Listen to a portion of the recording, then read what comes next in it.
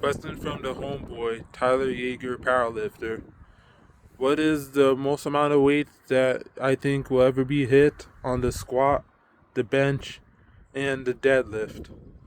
Alright, so when it comes to the squat, the most weight ever hit in competition was 1,080 pounds, and that was by Ray Williams. And the most hit in knee wraps was by Vlad A, a lifter from Westside Barbell, a Soviet lifter, and he had the highest raw squat, but that's in knee wraps. So the highest in knee wraps is Vlad A, and the highest completely raw, just a belt and knee sleeves, Ray Williams.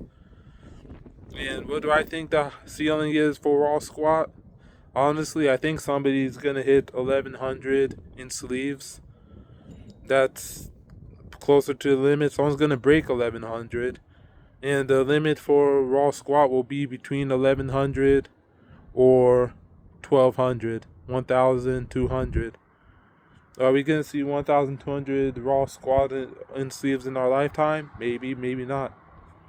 And will we see 1100? Probably. And it's a matter of how heavy one man is to squat 11 to 1200 in sleeves. And if they're tested squatting 800, 900, maybe even 1,000 sleeves, and depending on how healthy they are, if they are willing to jump on PEDs to go from tested squatting 800 to 1,000 sleeves to untested, and blow just the absolute squat weight out of the water, if you jump from tested to untested. But also, to squat that much weight, you have to be extremely heavy, especially if you want to squat 1,000 tested, maybe even 900 tested. Very few have the potential to do under 300 pounds, tested or untested, to weigh under 300 pounds, squatting 800, 900, tested or untested, and or low 300s, 308. And it's a matter of those people, are they willing to gain that much more weight to add to their squat and gain that much weight, maybe get to 350, closer to 400? What will their blood work be like? How will their heart be able to take it and not just have a heart attack? How much weight are you willing to put on without having a heart attack? That's what it takes to squat those types of weights, especially if you're going to the absolute level. Same thing with 1100, 1200. If you're squatting 800 to 1000 tested, maybe even over 1080 tested, and you're already really, really, really heavy, really fat, and really heavy, and you go to untested, so not just you're very heavy and very fat, like upper 300s, low 400s, maybe mid 400s in body weight.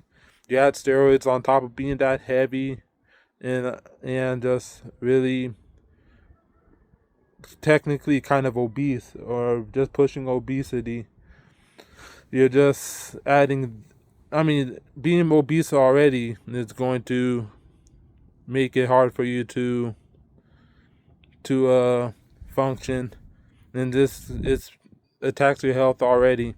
And you add steroids on top of that. Just hope your heart doesn't explode. So you have to watch that. So it's a matter of if you're able to get heavy body weight and add steroids on top of that to achieve 1100 to 1200 without dying, squat and sleeves without dying. And same thing with squat and wraps. If you could hit the first 1200, maybe even 1300 and more, it's a matter of how strong your wrap is. And same thing, if you're willing to get heavy in body weight without dying, especially if you're heavy plus steroids, it takes to squat weights like that. And for bench press, the most bench press in the meet was 782 pounds or 783 by Julius Maddox, and he was for a while the only raw bencher who had the potential to do 800 in competition. I'm not counting him out. He could potentially do it. The only other bencher in the conversation really is Joe Tamburello, but Joe has to continually gain body weight, and he also has to get rid of those elbow wraps. I'm sure he could still do over 700 without elbow wraps if he peaked, but it has to be comp standard. But what is the potential bench? Maybe there could be another freak like Julius out of the woodworks, and they could not just be heavy, but also take PEDs. Maybe they could hit 600s, maybe even 700s naturally in a crazy world, and they could take PEDs and break 800 pounds. And that's gonna be hard to do because since Julius Maddox, we haven't found another bencher like Julius. But the talent pool is just getting bigger, and more freaks are participating in strength sports. So, it's just a matter of having heavy enough body weight, not getting injured. Same thing with the squat, not having catastrophic injury, or not getting sick from PEDs and heavy body weight. Same thing with the bench press, no catastrophic injury, not getting sick from being super heavy and taking PEDs, and just not dying. So the limit for bench press might be somewhere between 800 and maybe even 900. And beside the elbow wraps, maybe because even nowadays there was a PR elbow wraps, but now it's Goblin Gear or some other company, and they're making stronger elbow wraps than PR. Larry Wheels Company, PR, Lifestyle, their personal record. Goblin Gear or whatever company is making even stronger elbow wraps than Larry Wheels PR merchandise, making people bench even more weight in those elbow wraps. But there's no elbow wraps in competition, and I'm really counting competition bench press. And so competition somewhere between 800 and 900 to say, but we have to see somebody break 800 first.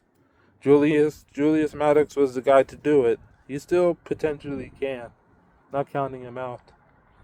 But anyway, there are more freaks out there who could potentially do it as well.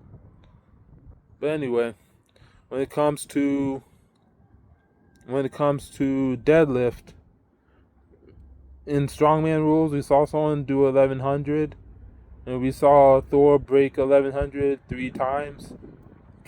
Third one counting the first time he broke Eddie's 1100, 500 kilograms. Thor did 501, then he did 505, then he did 510. But we could potentially see 1200 deadlift, maybe even more. But deadlift, they're just getting more whippier bars, elephant bars, other Kubaki bars, whatever, whippier bars. And straps, maybe some manipulation with the suit. So for strongman, we could see 1200 eventually. And we can even see it done sumo, 1200. And these are rare breed of how strong lifters doing these numbers, 1100, 1200. Some of the strongest deadlifters in the world. Whether they do a sumo at a well under 200 pounds, or they're doing conventional, suited up, whatever. But when it comes to powerlifting, we're about to see potentially Colton Engelbrecht in a full meet hit the first 500 kg sumo deadlift, or the first 500 kg competition deadlift, and that'll be done in a full meet. First 1100 in powerlifting. The heaviest deadlift in competition is 1075 pounds by Dan Grigsby. So he holds the record. And the heaviest conventional pull was by Benny Magnuson. He did 1015, 1015, and that's still the heaviest conventional pull to this day, 15 years ago. But we're seeing someone called Area Strength. I don't know the name of the guy, never met him, but he's a strong puller. He recently did 981 conventional in competition, and he's the strongest conventional puller today, powerlifting standards. No straps, mixed grip, or hook grip, I don't know, but no straps. In the powerlifting competition, he's the strongest. Him and the guy by the name Sir Dave, also a contender to being the strong conventional puller. So in powerlifting, yeah, we'll also eventually see a 1100 conventional. We'll either see it when a freak just decides to compete in powerlifting, they'll see 1100 plus conventional.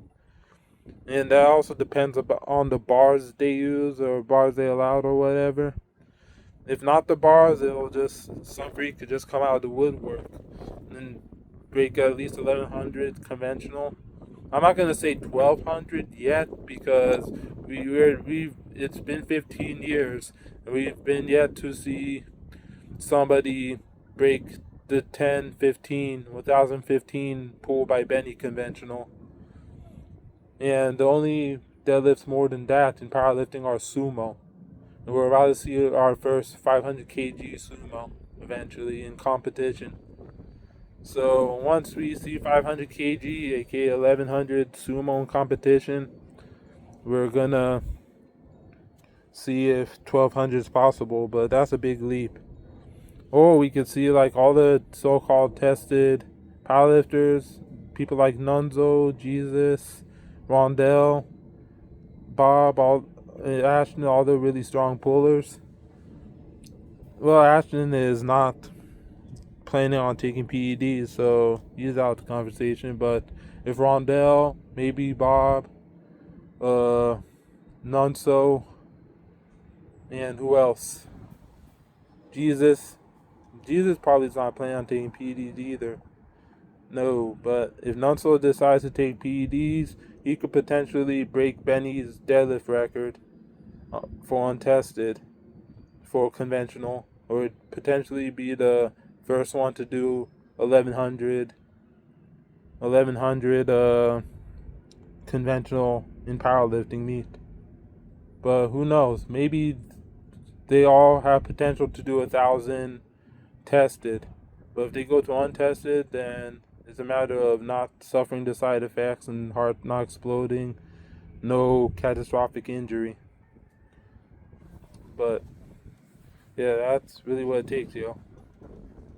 And out of all of them, Nunso's the one who has the chance to do 1,000 pounds tested. But if he goes to untested, then Thor might be in trouble. Even people like Rondell, if he decides to go untested. And also, who else? So that, and yeah, so